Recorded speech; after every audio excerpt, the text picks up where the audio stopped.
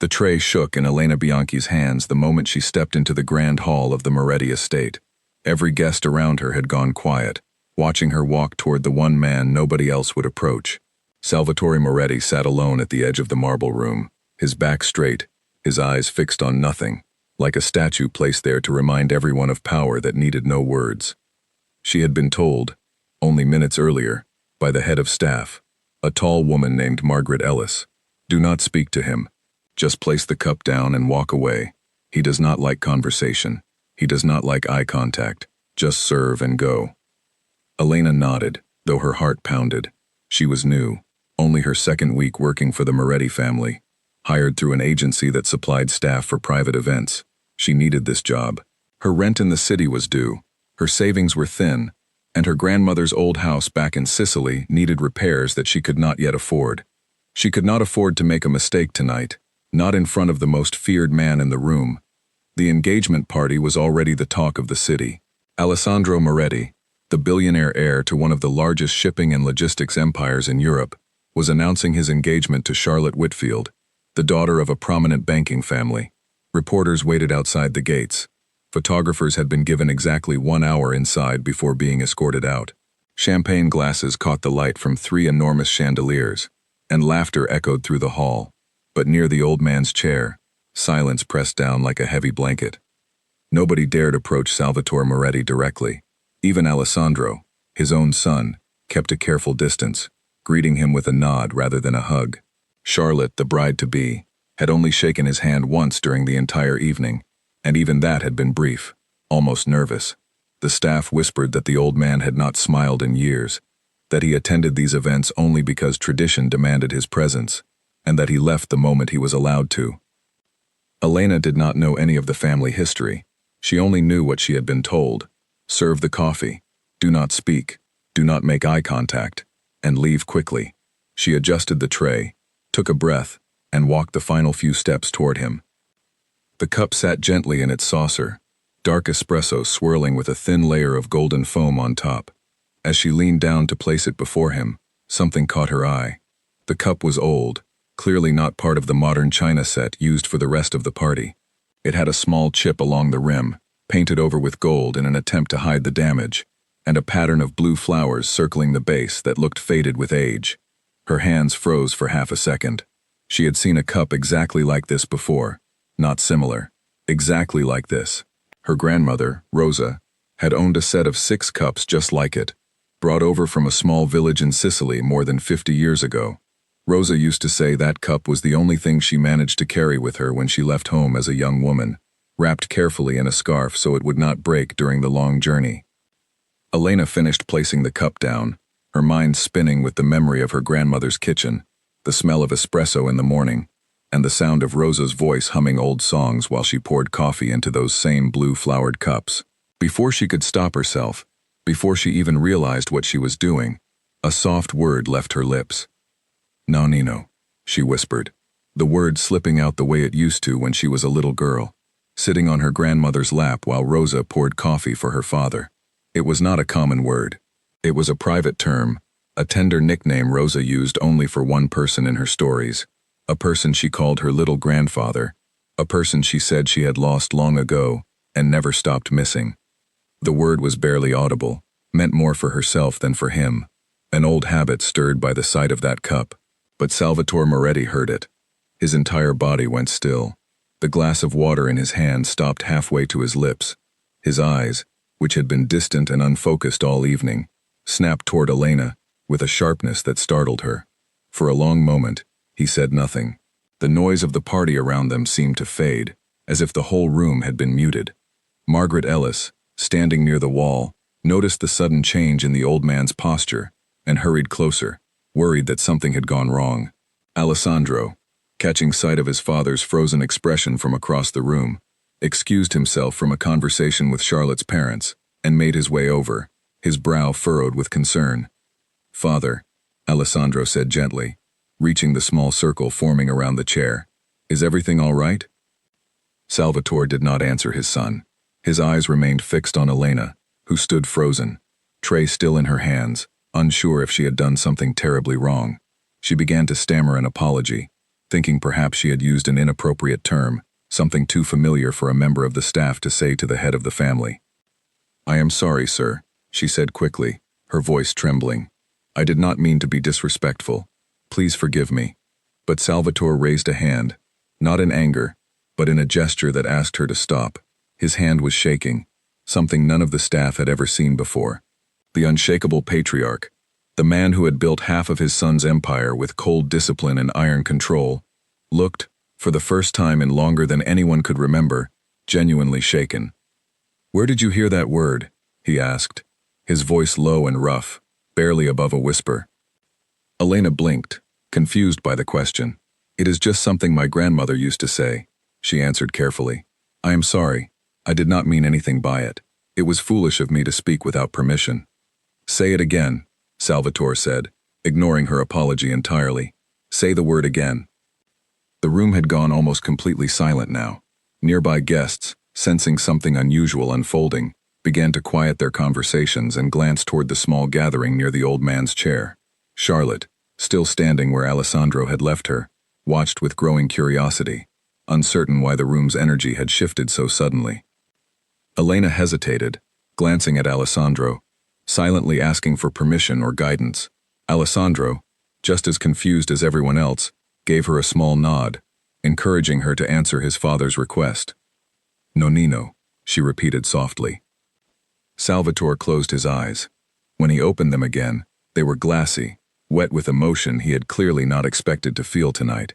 His shoulders, always so rigid and composed, sagged slightly, as though a great weight had suddenly pressed down on them. "Nobody has called me that in more than 60 years, he said quietly, more to himself than to anyone standing near him. Alessandro's confusion deepened. In all his years growing up in this family, he had never once heard his father use that word to describe himself, nor had he ever heard anyone else use it around him. His father rarely spoke about his past at all. Questions about his childhood, his family before the business, his life before arriving in this country, were always met with silence or a quick change of subject. Alessandro had learned, long ago, not to ask. "Father, what is going on?" Alessandro asked, his voice gentle but insistent. "Who used to call you that?" Salvatore did not answer immediately. His gaze remained fixed on Elena, studying her face as though searching for something familiar hidden within her features, some resemblance he could not quite place but somehow recognized. "Your name," he said finally, addressing Elena directly. "Tell me your full name." "Elena Bianchi," she answered. Salvatore repeated the name softly under his breath, as though testing how it felt on his tongue. He then asked another question, one that caught Elena completely off guard. "Was your grandmother's name Rosa?" Elena's breath caught in her throat. She had not mentioned her grandmother's name to anyone at the party. She had barely mentioned her grandmother at all, only whispered a private word from childhood memory. Yet somehow, this stranger, this powerful man she had only just met, had spoken her grandmother's exact name. "Yes," Elena said, her voice barely audible now, her own composure beginning to crack. "Rosa Bianchi. She passed away 3 years ago. How do you know her name?" Salvatore did not answer right away. Instead, he reached into the inside pocket of his tailored jacket and withdrew a small, worn photograph, one he had apparently carried with him for years, folded carefully to fit inside a pocket meant for far more modern items, like phones and business cards. He unfolded it slowly, his hands trembling, and held it out toward Elena. The photograph showed 2 children standing in front of a small stone house, a boy and a girl, both no older than 10, dressed in simple clothing, typical of a poor village decades ago. The girl had dark curly hair and a wide, joyful smile. The boy stood slightly behind her, more serious, his hand resting protectively on her shoulder. Elena stared at the photograph, her mind racing. She recognized the house immediately. It was the same stone house that stood, still standing though weathered by time, on the small plot of land she had inherited from her grandmother in Sicily. She had visited it many times as a child, and had returned just last year to check on its condition, before deciding whether to sell it. "That is my grandmother's house," Elena said, her voice shaking now. "I know that house. But who is the boy in this photograph?" Salvatore looked down at the photograph in her hands, his eyes filled with a sadness that seemed to stretch back across decades. "That boy," he said softly, "is me." The words hung in the air, heavy and impossible. Around them, the party continued in scattered pockets of noise, oblivious to the moment unfolding near the old man's chair. But within their small circle, time seemed to stop entirely. Alessandro stared at his father, stunned into silence, unable to process what he had just heard. Charlotte, standing a few steps away, pressed a hand to her mouth, sensing she was witnessing something far more significant than she could yet understand. Elena looked from the photograph to Salvatore's face and back again, searching for some resemblance between the serious young boy in the picture and the aged, powerful man sitting before her. The eyes, she realized slowly, were the same, deep-set, dark, watchful eyes that seemed to carry more weight than they should. "I do not understand," Elena said quietly. "If you are the boy in this photograph, then that means you and my grandmother." She could not finish the sentence. The implication was too large, too sudden, too impossible to voice out loud in the middle of a crowded engagement party, filled with strangers and cameras waiting just outside the gates. Salvatore nodded slowly, confirming the thought she could not bring herself to speak. "Rosa," he said, his voice breaking slightly on the name, "was my sister." The words landed like a stone dropped into still water, sending ripples through everyone close enough to hear them. Margaret Ellis, standing nearby, gasped softly, her hand rising to cover her mouth. Alessandro took a step back, his mind struggling to reconcile the father he had known his entire life, cold, controlled, and endlessly private, with the broken, emotional man now sitting before him, holding a photograph of a childhood nobody in the family had ever heard about. Charlotte moved closer to Alessandro's side, placing a steadying hand on his arm, sensing that whatever was unfolding would change far more than just tonight's celebration. Elena stood frozen, tray now completely forgotten in her hands, staring at the man who had just claimed to be her grandmother's long-lost brother, a man she had been warned not to speak to, a man everyone feared, now sitting before her with tears in his eyes and a photograph of a home she knew better than almost anyone alive. "How is this possible?" Elena finally managed to whisper. "My grandmother never mentioned a brother. She spoke of a family she lost, of a war that separated them, but she never said a name. She never said what happened to him. She always said he was gone." Salvatore closed his eyes again, and when he spoke, his voice carried the weight of 60 years of silence finally beginning to break. "I thought she was gone too," he said. "For over 60 years I believed my sister died the winter our family was torn apart. I searched for her for years afterward, before I gave up hope and buried the truth so deep, I convinced myself it did not exist anymore." The chandeliers above continued to sparkle, the music continued to play softly in the background, and the party guests, mostly unaware, continued their conversations about business deals and wedding plans. But within this small circle near the old man's chair, an entire hidden history had just begun to surface, one that would change everything the Moretti family thought they knew about the silent patriarch who sat quietly at the edge of every gathering, judging nothing, revealing nothing, until one Italian word, spoken by a stranger holding a chipped coffee cup, brought 60 years of silence crashing down in an instant. Nobody in that room, least of all Elena, could have predicted what would come next. Alessandro Moretti had spent his entire life believing he understood his father completely. He had grown up watching Salvatore build an empire out of nothing, expanding a small shipping company into one of the largest logistics networks in Europe. He had watched his father sit through board meetings without blinking, negotiate deals worth hundreds of millions without raising his voice, and dismiss emotional appeals from executives with a single cold glance. He had never once seen his father cry. Until tonight. The party could not simply stop, not with 200 guests, a dozen photographers waiting outside, and Charlotte's parents watching everything with sharp, curious eyes. Alessandro forced a calm expression onto his face, gently guiding his father toward a private study just off the main hall, away from prying eyes and listening ears. Elena, still holding her empty tray, was asked to come along with Margaret Ellis, who quietly informed the remaining staff to keep the party running smoothly, without drawing attention to what was happening. The study was quiet, lined with old books and framed photographs of ships that had once carried the Moretti name across oceans. Salvatore sat down heavily in a leather chair near the window, the photograph still clutched in his hand.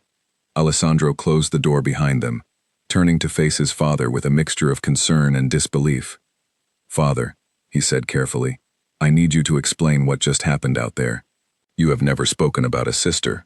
You have never spoken about Sicily, or a childhood before you arrived in this country. In 35 years, you have told me almost nothing about your life before the business began." Salvatore stared down at the photograph, his thumb gently tracing the edge of the faded paper. When he finally spoke, his voice was steady but distant, as though he were reciting a memory he had long tried to forget. "There are things a man buries so deep, he begins to believe they never happened," he said. "I was born in a small village outside Palermo, in a house made of stone, with a roof that leaked every winter. My father worked the land, and my mother raised 6 children, though only 2 of us lived past infancy. Rosa was younger than me by 3 years. She was the only family I had left by the time I was 12 years old." He paused, his eyes drifting toward the window, though he did not seem to be looking at anything outside it. "Our parents died within a year of each other, during a difficult time when the village had little food and even less medicine. Rosa and I were left alone, cared for briefly by an elderly aunt who herself could barely feed her own children. When I was 14, a distant relative arranged for me to travel to another region to work, promising to send money back for Rosa's care. I did not want to leave her, but our aunt insisted it was the only way either of us would survive." Elena listened silently from where she stood near the door, her heart aching at the story unfolding before her, a story that matched, almost perfectly, fragments of tales her grandmother used to tell her as a child, tales Rosa had always left unfinished, always trailing off before revealing what happened to the brother she once had. "I promised her I would come back," Salvatore continued. "I promised her I would send for her the moment I had enough money. But the work I found was far from home, and the arrangements to communicate were unreliable at best. Letters took months to arrive, if they arrived at all.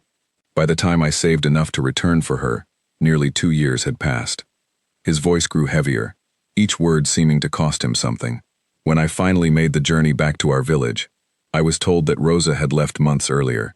The aunt who had been caring for her said a family had taken her in, a family moving north, hoping for better opportunities during a difficult time. Nobody could tell me exactly where they had gone.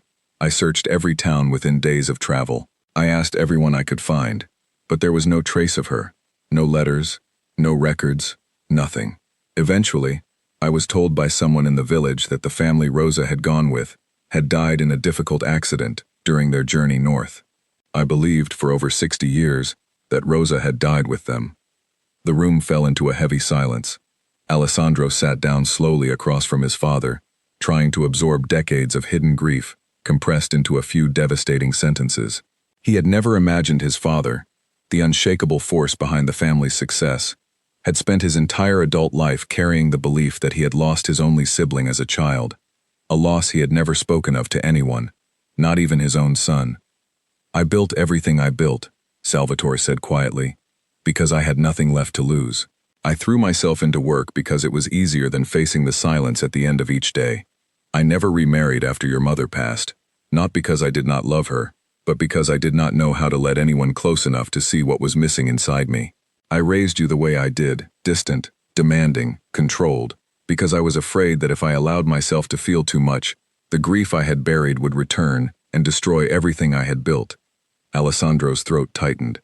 Suddenly, decades of confusing memories began rearranging themselves in his mind.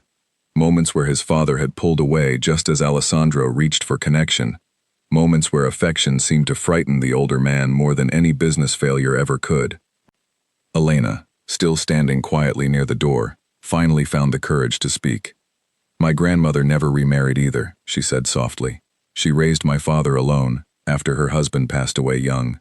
She used to say she had already lost too much in her life to risk losing anyone else again. She spoke of her childhood sometimes, but always in fragments, always stopping herself before finishing the story.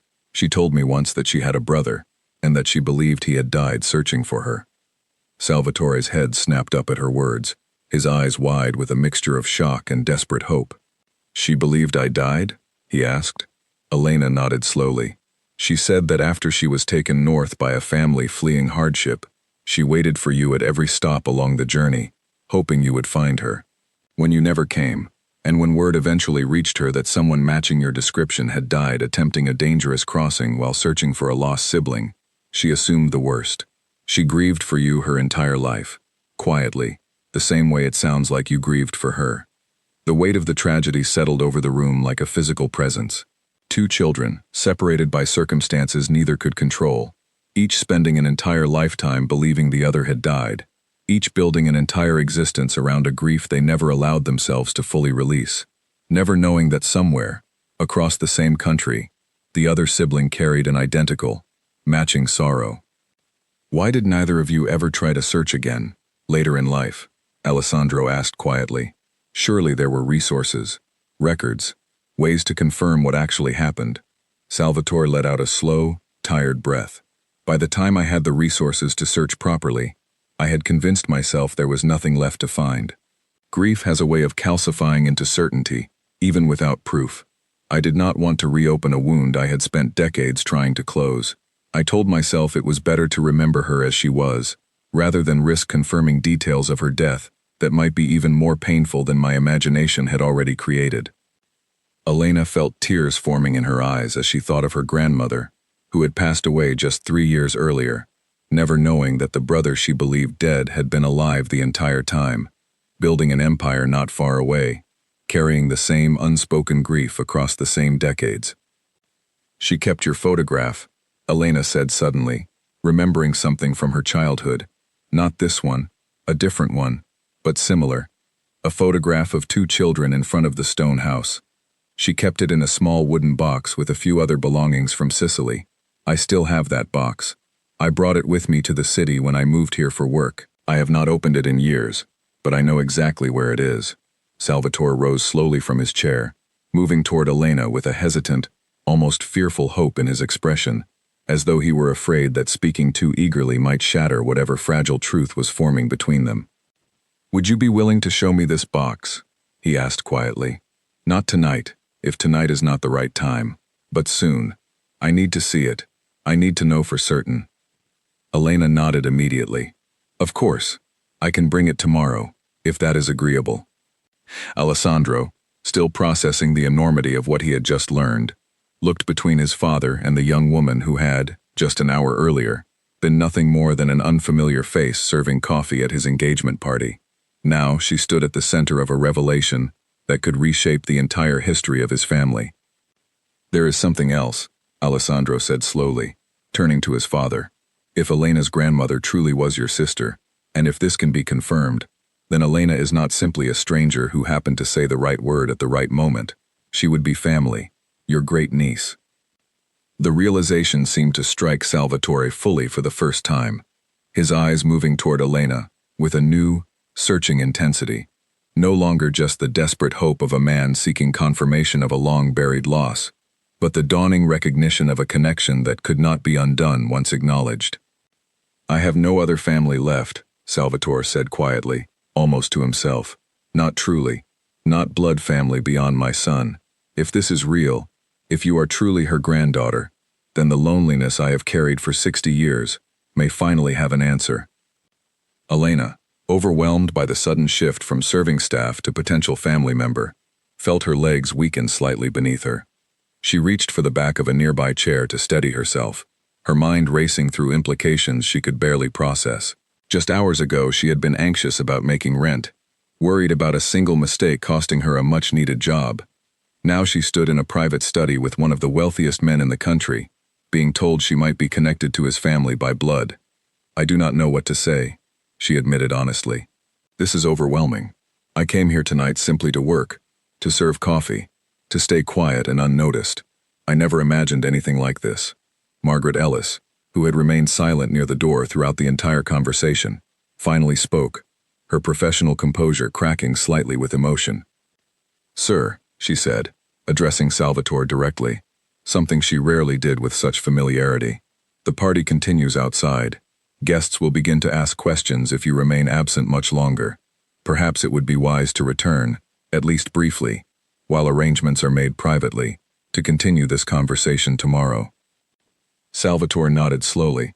though his eyes remained fixed on Elena, as though committing every detail of her face to memory, searching for traces of his sister within her features.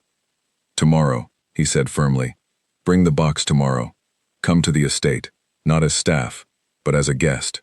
We will discover the truth together." Alessandro placed a steadying hand on his father's shoulder, a small gesture, but one that seemed to carry enormous weight given how rarely such affection passed between them. Salvatore did not pull away this time. As they prepared to return to the party, each carrying the heavy knowledge of what had just unfolded, Elena found herself staring once more at the old photograph still resting in Salvatore's hand, at the two children standing before a stone house that had stood for generations, unaware that the family separated by tragedy so long ago was about to be reunited by nothing more than a single whispered word and a chipped porcelain cup. Outside the study door, the party continued exactly as it had before, guests laughing, glasses clinking, music playing softly beneath the enormous chandeliers. But within that small room, an entire hidden history had just cracked open, and nothing about the Moretti family would ever be quite the same again.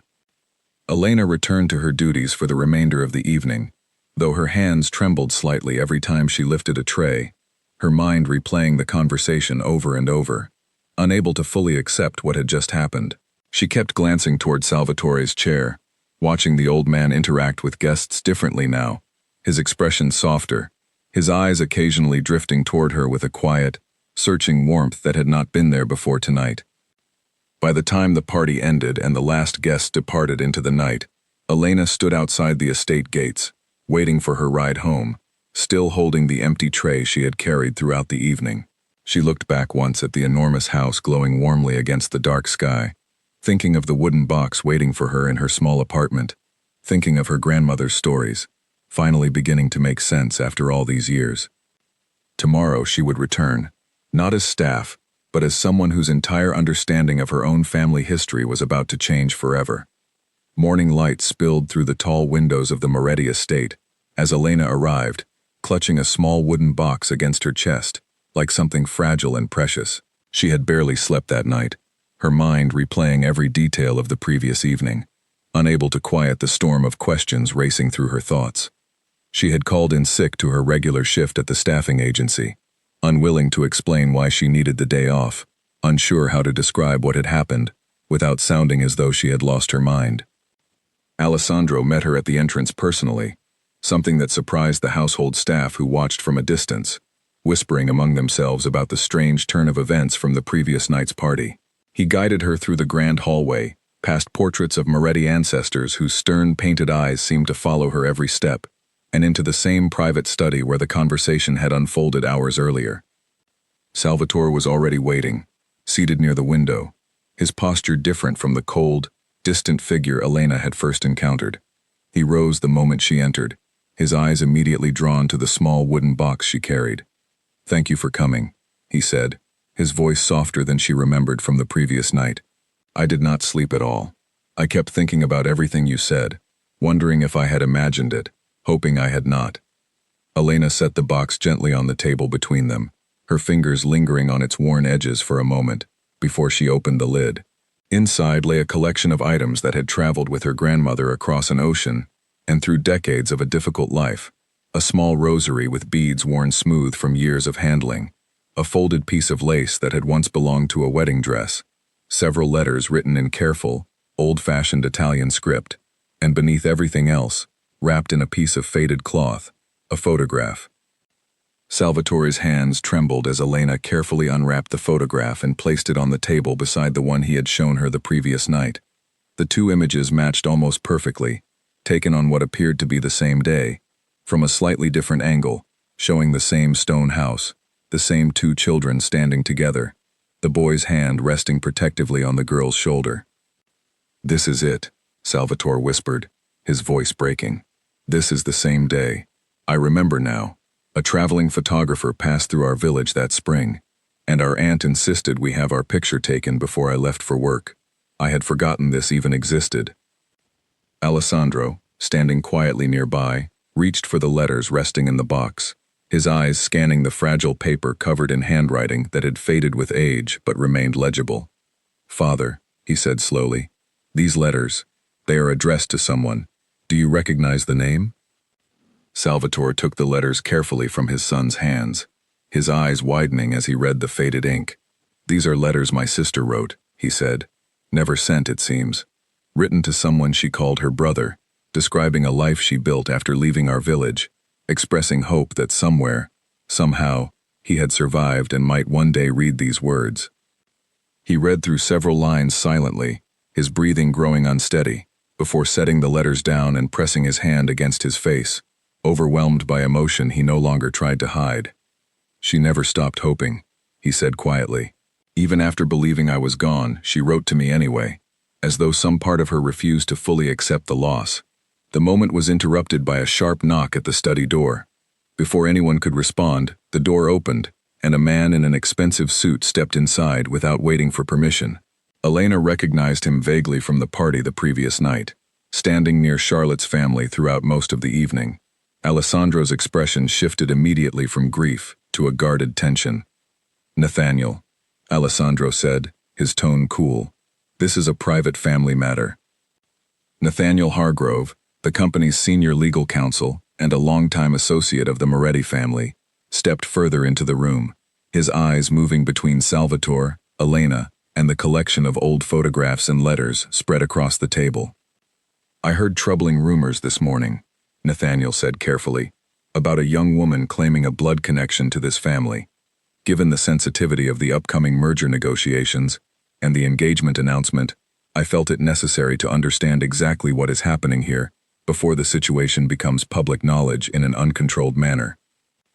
Elena felt a cold unease settle over her at his words, sensing immediately that this man viewed her not as a long-lost relative reuniting with family, but as a potential complication, a legal risk to be managed and contained.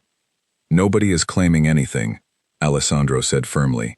We are simply confirming a family history that has come to light unexpectedly. With respect, Nathaniel replied, his voice smooth but pointed. Any confirmation of unknown blood relatives carries significant legal implications, particularly regarding inheritance structures and existing trust agreements. I strongly recommend we proceed with formal verification before any further emotional attachments are formed. Salvatore's expression hardened, the warmth that had briefly softened his features hours earlier giving way to a flash of the commanding authority everyone in the company recognized and feared. Nathaniel, he said, his voice low and dangerous, this is my family, not a business transaction. You will conduct whatever verification you believe necessary, quietly and respectfully, but you will not speak of my sister's granddaughter as though she were a threat to be managed. Nathaniel's composure flickered slightly under the weight of Salvatore's tone, though he did not back down entirely. Sir, I understand this is deeply personal for you, and I sincerely hope this connection proves true. But you must understand the position this places the company in, particularly with the merger discussions currently underway with the Whitfield Banking Group. Miss Bianchi's sudden appearance, especially given the timing, could raise uncomfortable questions among investors and board members, if not handled with extreme care. Elena, feeling increasingly like an unwelcome complication, rather than a person, finally spoke, her voice steady, despite the anxiety building inside her. I did not come here seeking anything, she said clearly. I did not know this family existed until last night. I have no interest in inheritance, in business matters, or in causing complications for anyone. I only want to understand my own family history, something that was hidden from me before I even knew to ask questions about it. Nathaniel studied her for a long moment, his expression unreadable, before nodding slightly. That may be true, Miss Bianchi, and I do not doubt your sincerity. But intentions rarely control outcomes in situations involving significant wealth and family lineage. I simply ask that everyone proceed carefully, for everyone's protection, including your own. After Nathaniel excused himself from the room, promising to arrange a discreet genetic verification test through a private laboratory the company frequently used for confidential matters, the tension in the study slowly began to ease, though something had shifted. Elena felt the reality of the situation pressing down on her with new weight, understanding for the first time that this reunion, however joyful, existed within a world of business interests, legal complexities, and family politics far beyond anything she had previously experienced. I am sorry, Alessandro said quietly. once Nathaniel had gone. He is protective of the company, sometimes to a fault. He does not know you, and he does not understand what this moment means for my father. He is not wrong to be cautious, Elena admitted. I understand his concerns, even if they are uncomfortable to hear. Salvatore reached across the table, gently taking Elena's hand in his own, a gesture that surprised both his son and Elena herself, given how rarely the old man showed physical affection to anyone. Whatever the tests confirm, he said firmly, I already know the truth in my heart. You carry my sister's memory in the way you speak, in the words you use, in the very cup you recognized last night, without anyone telling you its history. Legal documents may take time to catch up, but I do not need paperwork to know who you are to me. Over the following days, the private laboratory arranged by Nathaniel Hargrove processed samples collected quietly from both Salvatore and Elena, the results expected within a week. During this waiting period, Elena found herself increasingly drawn into the Moretti family's orbit, invited to dinners, included in quiet conversations with Salvatore about Sicily, about Rosa's childhood memories, about the family history neither of them had known was shared until now. Alessandro's engagement preparations continued alongside this unfolding family drama, though Charlotte, sensing the emotional significance of what her future father-in-law was experiencing, showed remarkable patience and warmth toward Elena, welcoming her into gatherings with genuine curiosity rather than suspicion. However, not everyone within the Moretti circle responded with such grace. Word of Elena's sudden connection to the family spread quietly through certain social circles, reaching the ears of Salvatore's younger business partner, a sharp and ambitious woman named Victoria Ashford, who had long held expectations regarding future leadership positions within certain divisions of the company, expectations that had always assumed no additional Moretti bloodline would ever emerge to complicate existing succession plans. Victoria requested a private meeting with Salvatore just 3 days after Elena's initial visit, her tone during the conversation carefully measured but unmistakably guarded. I have heard concerning rumors, she said, seated across from Salvatore in his private office, regarding a young woman recently introduced into family gatherings, claimed to be a long-lost relative, discovered under rather dramatic circumstances at your son's engagement party. Her name is Elena, Salvatore replied evenly, and she is my sister's granddaughter, my great-niece. Assuming the genetic tests confirm this claim, Victoria said carefully, I trust you understand the implications this could have, not only for inheritance structures, but for how certain board members may perceive the stability and predictability of leadership succession within the company moving forward. Salvatore's eyes narrowed slightly at her choice of words. Are you suggesting my family history should remain hidden to protect business predictability? Victoria hesitated, clearly aware she was treading dangerous ground.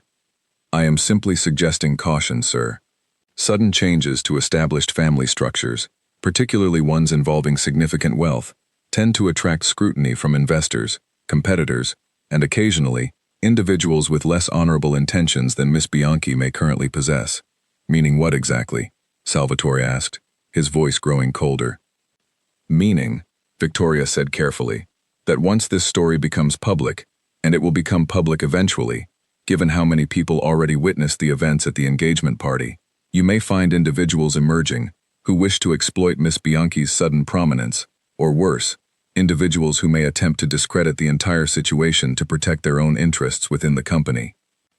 Though Victoria's words carried an undertone of genuine concern regarding potential exploitation, Salvatore could not ignore the deeper implication beneath her carefully chosen language, a subtle warning that certain individuals within his own company might view Elena's arrival as a threat significant enough to warrant active opposition.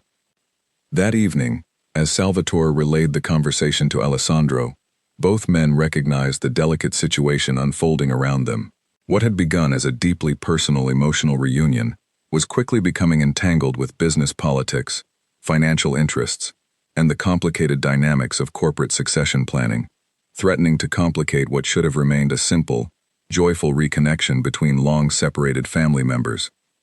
We need to protect her, Alessandro said firmly, regardless of what the tests confirm. Regardless of what Nathaniel or Victoria believe, Elena did not ask for any of this. She deserves to be shielded from whatever political games might emerge around her unexpected connection to this family. Salvatore nodded slowly, his expression hardening with the same protective determination he had once reserved solely for his son. "I lost her once," he said quietly, referring to Rosa, though the sentiment clearly extended to Elena as well. "I will not allow business interests, corporate politics, or anyone's ambition to take her from me again." As the days passed, waiting for the laboratory results that would formally confirm what everyone already believed to be true, an undercurrent of tension began building within the Moretti household, a quiet storm gathering beneath the surface of what should have been a simple, heartfelt family reunion, hinting at complications yet to come. 6 days after the samples had been collected, Elena received a phone call from an unknown number, just as she was preparing dinner in her small apartment. She hesitated before answering, her stomach tightening with a mixture of anticipation and fear. "Miss Bianchi," said a calm, professional voice on the other end. "This is Dr. Harold Whitmore from the laboratory, processing your genetic verification request. Mr. Moretti asked that I contact you directly, alongside him, once results were finalized. Would you be available to meet at the estate this evening?" Elena's hands trembled slightly as she agreed, quickly changing out of her simple house clothes into something more presentable, before rushing to catch a taxi toward the Moretti estate. The entire ride felt surreal, her mind cycling between hope and anxiety, wondering what the results would reveal, wondering how her life might change depending on the outcome. When she arrived, Alessandro met her once again at the entrance, his expression difficult to read, though she noticed a tension in his shoulders that had not been there during her previous visits. "Is something wrong?" she asked immediately, fear creeping into her voice. "The results are in," Alessandro said carefully. "But there is something else you should know before we go inside. Something happened this afternoon that you deserve to be aware of." He guided her toward a smaller sitting room rather than the main study, his expression growing more serious as they walked.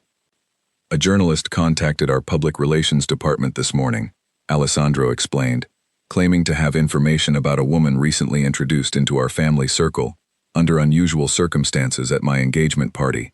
The journalist suggested this woman might be attempting to fraudulently claim inheritance rights, citing an anonymous source within the company, who described you as an opportunist, targeting my father's vulnerability regarding his lost sister. Elena felt the blood drain from her face. "I never spoke to any journalist. I have said nothing to anyone outside this family." "I believe you," Alessandro said quickly. "But someone within our organization clearly does not share that belief. Or worse, someone is deliberately trying to sabotage this situation before it can be confirmed." Inside the private sitting room, Salvatore waited alongside Dr. Whitmore, a folder containing the laboratory results resting on the table before them. Elena's heart pounded as she took her seat, uncertain whether the anxious tension in the room stemmed from the pending results or the troubling news of the leaked story circulating outside these walls. Dr. Whitmore cleared his throat, addressing both Salvatore and Elena with careful professionalism. "The results are conclusive," he said. "The genetic markers confirm, beyond reasonable scientific doubt, a direct familial relationship consistent with a great-uncle and great-niece connection. Miss Bianchi's grandmother, Rosa Bianchi, and Mr. Salvatore Moretti share the same biological parents." The room fell silent for a long moment, the weight of scientific confirmation settling over decades of assumption, grief, and hope. Salvatore closed his eyes briefly, a single tear escaping down his weathered cheek, though his expression carried more relief than sorrow. "Thank you," he said quietly to the doctor, his voice thick with emotion. "Thank you for confirming what I already knew in my heart." Elena felt tears forming in her own eyes, overwhelmed by the confirmation of a truth that had upended her understanding of her family within the span of a single week. Yet even amid this deeply emotional moment, the earlier news of the journalist's inquiry lingered uncomfortably in the back of her mind. "We need to address this leaked story immediately," Alessandro said firmly, once Dr. Whitmore had excused himself from the room. "If this reaches the press before we can control the narrative, it could cause significant damage, both to Elena's reputation and to the company's standing during these delicate merger negotiations." Salvatore's expression hardened with a familiar authority, the grief of the previous moments giving way to sharp, focused determination. "Who provided this information to the journalist?" "The source remains anonymous," Alessandro said, "but given the timing and the specific details mentioned, Details that only a small handful of people within our organization would know. I believe someone close to this family deliberately leaked this story to discredit Elena before the results could be confirmed. A heavy silence followed his words, both men's minds turning toward the same uncomfortable possibility. Nathaniel Hargrove had expressed concerns about legal complications from the very beginning. Victoria Ashford had voiced worries about succession stability just days earlier. Either could have motive, though neither had explicitly threatened such an action. I will speak with both of them personally, Salvatore said firmly. Whoever is responsible for this leak will face serious consequences, regardless of their position within this company. Meanwhile, Elena sat quietly, processing the unsettling realization that her sudden connection to this family had already made her a target for those who viewed her as a threat, rather than a long-lost relative deserving of welcome. The joy of the confirmed results felt suddenly tangled with a growing unease about what lay ahead.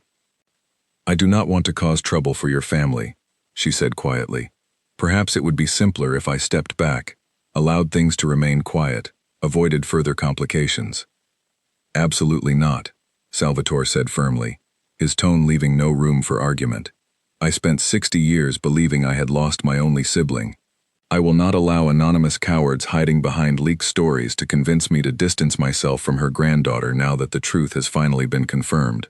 Whoever is responsible for this leak will answer for their actions, but you, Elena, will remain exactly where you belong, within this family." Alessandro nodded in firm agreement. "We will control this narrative ourselves, before anyone else has the chance to distort it. I suggest we release a carefully worded statement confirming the genetic results, framing this as a heartwarming family reunion, rather than allowing outside sources to spin it into something scandalous or suspicious." Over the following 2 days, the Moretti public relations team worked carefully alongside Alessandro to prepare a statement, while Salvatore personally confronted both Nathaniel Hargrove and Victoria Ashford regarding the leaked information. Nathaniel denied any involvement immediately and convincingly, expressing genuine offense at the accusation, reminding Salvatore that his concerns had always been about proper legal procedure, rather than any desire to discredit Elena personally. Victoria's response, however, carried a slightly different tone, one that Salvatore noticed immediately despite her careful attempts at denial.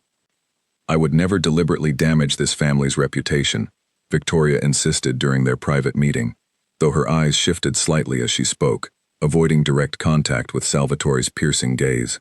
"I simply expressed appropriate caution regarding potential complications. I certainly did not authorize anyone to contact journalists." "Authorize," Salvatore repeated carefully, catching the specific word choice. "An interesting distinction, Victoria. Did you perhaps mention your concerns to someone else, someone who then took independent action without your explicit authorization?" Victoria's composure cracked slightly under the direct question, her expression flickering with something close to guilt, before she quickly composed herself again. "I may have discussed the situation with a trusted colleague, seeking advice on how the board might perceive these developments. I never intended for that conversation to reach outside parties." Though Victoria stopped short of fully admitting responsibility, her reaction confirmed enough for Salvatore to understand the true source of the leak, even if proving it definitively would require further investigation. Rather than pursuing immediate confrontation, Salvatore made a calculated decision, choosing instead to focus on protecting Elena and controlling the situation through transparency, rather than internal conflict. The following morning, the Moretti family released a carefully crafted statement, confirming the emotional reunion between Salvatore Moretti and his previously unknown great-niece, framing the story exactly as it truly was, a heartwarming tale of family separated by hardship and reunited decades later through an unexpected encounter. Alessandro personally reached out to several respected journalists, offering exclusive access to a properly conducted interview, rather than allowing rumors and anonymous sources to control the narrative. The strategy proved effective. Within hours of the official statement's release, blobs counterverrechten, public sentiment shifted overwhelmingly towards sympathy and admiration for the family's story, rather than suspicion or scandal. News outlets ran headlines celebrating the emotional reunion, praising Salvatore's willingness to embrace his long-lost family, despite his notoriously private reputation, and highlighting Elena's humble background as a testament to the genuine, unexpected nature of their connection. Despite this public relations success, however, Elena found herself grappling with a deeper personal struggle beneath the surface of these dramatic events. The sudden transformation from anonymous household staff to publicly recognized member of one of the wealthiest families in the country left her feeling disoriented, uncertain of her own identity within this new reality. "I do not know how to exist in this world," she confided to Alessandro one evening, as they sat together in the estate's quiet garden, away from the ongoing chaos surrounding the public revelation. "A week ago, I was worried about paying rent. Now I am being introduced to board members and photographed by journalists outside gates I used to enter through staff doors." Alessandro listened carefully, understanding more than she perhaps realized, given his own complicated relationship with wealth and family expectation throughout his life. "You do not need to have it figured out immediately," he said gently. "None of us truly know how to navigate sudden, drastic change gracefully. My father spent 60 years avoiding this exact kind of emotional vulnerability, precisely because he did not know how to handle it either. Give yourself permission to adjust slowly, without pressure to become someone you are not ready to be." Elena appreciated his understanding, though the unease lingered, particularly regarding Victoria Ashford's continued presence within the company, a quiet reminder that not everyone welcomed this reunion with open arms, that beneath the public celebration, currents of resentment and ambition still stirred, waiting for opportunities to resurface. That night, as Elena prepared to return home following another long day of navigating her unexpected new reality, Salvatore requested a private moment with her before she left. "I know this has been overwhelming," he said gently, guiding her toward the same study where their first conversation had unfolded just over a week earlier. "I know the sudden attention, the complications with certain individuals within the company. None of this reflects the quiet reunion either of us truly wanted. It has been difficult," Elena admitted honestly, "but I do not regret any of it. Finding you, learning the truth about my grandmother's history, understanding finally why she carried such quiet sadness throughout her life, none of that has been anything but a blessing, regardless of the complications surrounding it." Salvatore smiled softly, a genuine warm expression that seemed to erase decades of guarded distance from his features. "Your grandmother would be proud of the woman you have become," he said, "strong, honest, unwilling to be intimidated by wealth or status, or the schemes of those who feel threatened by simple truth and family loyalty." As Elena finally departed for the evening, she could not shake the feeling that despite the successful public statement, despite the confirmed test results, and despite Salvatore's unwavering support, the underlying tension surrounding Victoria Ashford's involvement in the leaked story remained unresolved, a quiet thread of conflict still waiting to unravel completely before this family's story could reach its true, peaceful conclusion. 2 weeks after the genetic results confirmed what everyone already believed in their hearts, the Moretti family prepared for a formal gathering, a dinner intended to properly welcome Elena into the family, this time surrounded not by strangers at a crowded engagement party, but by close relatives, trusted business partners, and a small group of longtime family friends who had known Salvatore for decades and understood the significance of this reunion. Elena arrived at the estate that evening, wearing a simple, elegant dress Charlotte had helped her select, feeling far more composed than she had during her previous visits, though a quiet nervousness still lingered beneath her calm exterior. She had spent the past 2 weeks slowly adjusting to her new reality, spending countless afternoons with Salvatore, listening to stories about Sicily, sharing memories of Rosa that helped fill in decades of missing history for both of them. As she stepped into the grand hall, now decorated warmly rather than formally, she noticed a stark difference from the tense, unfamiliar atmosphere of the engagement party weeks earlier. Salvatore stood near the entrance, waiting for her with a genuine, open smile, a expression that would have seemed impossible from the cold, silent patriarch she had first encountered. "You look wonderful," he said warmly, taking her hand gently as she approached. "Tonight, everyone will finally understand what I have known since the moment you spoke that word to me." Alessandro and Charlotte greeted her warmly as well, both dressed elegantly for the occasion, their genuine affection for Elena evident in the easy, comfortable way they included her in conversations throughout the evening.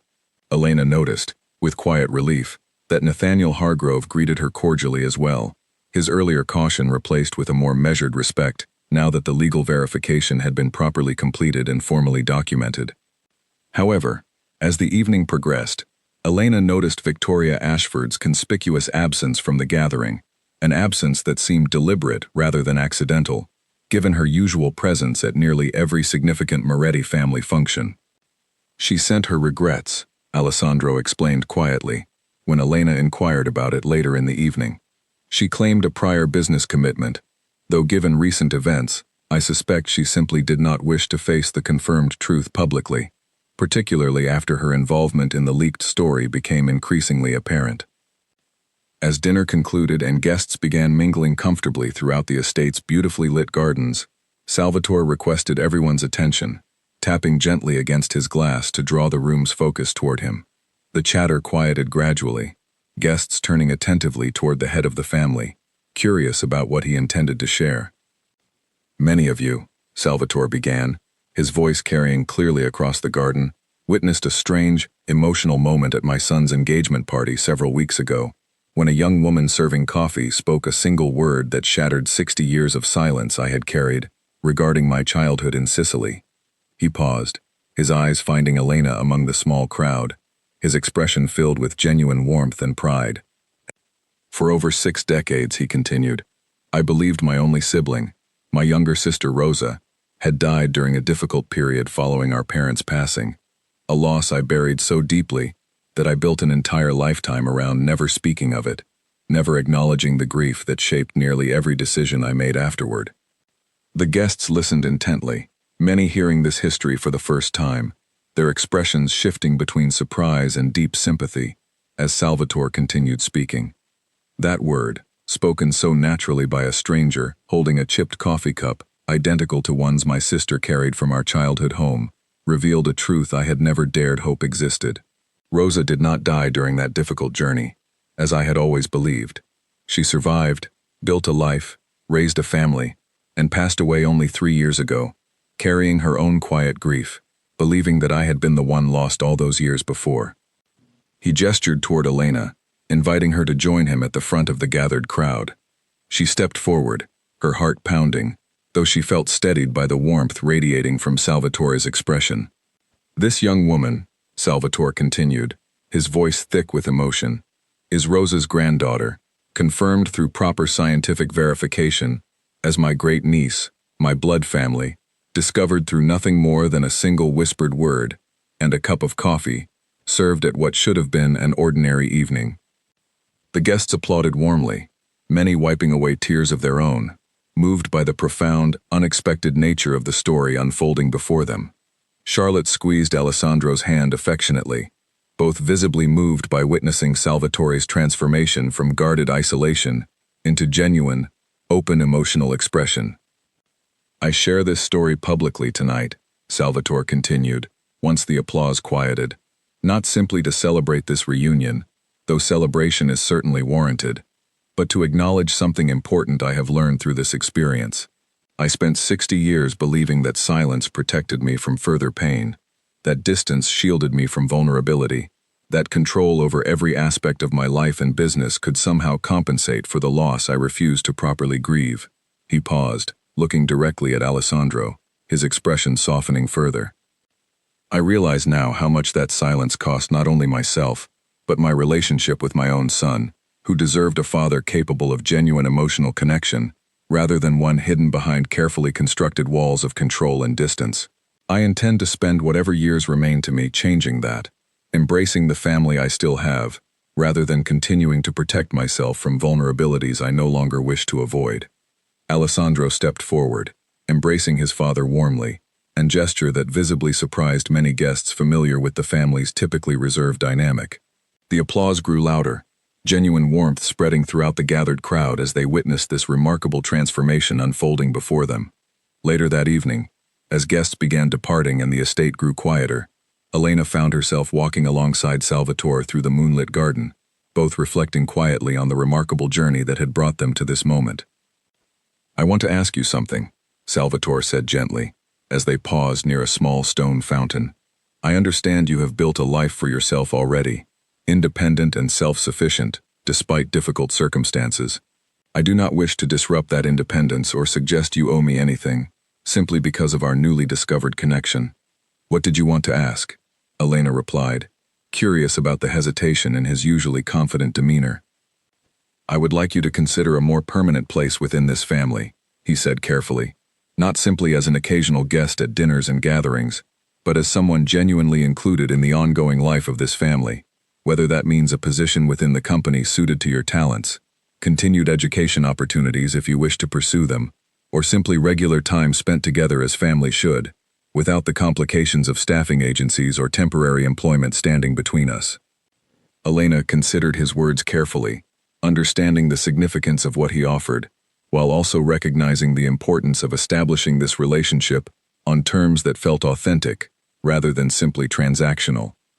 I would like that, she said honestly, though I hope we can build this slowly, allowing our relationship to develop naturally, rather than rushing toward arrangements that might feel forced or artificial, given how recently we discovered each other's existence. Salvatore nodded, clearly appreciating her thoughtful, measured response. Your grandmother raised you well, he said warmly. She would be proud, I believe, of the wisdom and grace you have shown throughout this entire unexpected journey. As they continued walking through the quiet garden, Elena felt a profound sense of peace settling over her, a feeling she had not fully experienced since her grandmother's passing 3 years earlier. The uncertainty and anxiety that had defined much of her recent life, worry about finances, about her place in the world, about the quiet loneliness of navigating adulthood without close family nearby, began to soften into something resembling genuine belonging. Meanwhile, within the company, the situation regarding Victoria Ashford resolved itself more quietly than anyone anticipated. Facing mounting evidence of her involvement in the leaked story, and recognizing the shifting internal culture within the Moretti organization, now openly embracing transparency and genuine family connection over guarded corporate politics, Victoria submitted her resignation just days after the family dinner, choosing to depart gracefully rather than face further scrutiny regarding her actions. Nathaniel Hargrove, whose initial caution had stemmed from genuine professional concern rather than any personal animosity toward Elena, gradually became one of her most supportive allies within the company, personally overseeing the smooth legal transition that formally recognized her place within the extended Moretti family structure. Months later, as autumn settled over the Moretti estate, Elena stood once again in the same grand hall where this remarkable journey had begun, though this time, she stood not as temporary household staff nervously approaching a feared patriarch, but as an honored member of the family, celebrating Alessandro and Charlotte's wedding, alongside relatives, friends, and colleagues who had come to know and respect her over the preceding months. Salvatore watched from nearby, his expression carrying none of the guarded coldness that had once defined him, replaced instead by genuine warmth and quiet contentment. He approached Elena during a brief pause in the celebration, holding something carefully wrapped in soft cloth. I want you to have this, he said, unwrapping the object to reveal the very same chipped coffee cup that had started this entire remarkable journey months earlier. This cup belonged to our family long before either of us existed, carried across an ocean by our mother, treasured by Rosa throughout her difficult but ultimately hopeful life. It seems only fitting that it now belongs to you, a reminder of everything this small, simple object managed to reveal. Elena accepted the cup with trembling hands, overwhelmed once again by the emotional weight carried within something so small and seemingly ordinary. Thank you, she whispered, embracing Salvatore warmly, a gesture that would have seemed impossible to imagine when she first nervously approached his chair months earlier, terrified of speaking even a single word in his presence. As the wedding celebration continued around them, laughter and music filling the grand estate that had witnessed so much unexpected history unfold within its walls, Elena reflected quietly on the remarkable journey that had led her here, from an anxious young woman worried about making rent, to a cherished member of a family she never knew existed, all because of a single, whispered Italian word, and a small, chipped coffee cup that refused to let 60 years of silence remain unbroken. The empire that Salvatore Moretti had built through decades of guarded discipline and quiet grief now stood transformed, not diminished, but strengthened by the genuine warmth and connection that had finally been allowed to flourish within its foundation.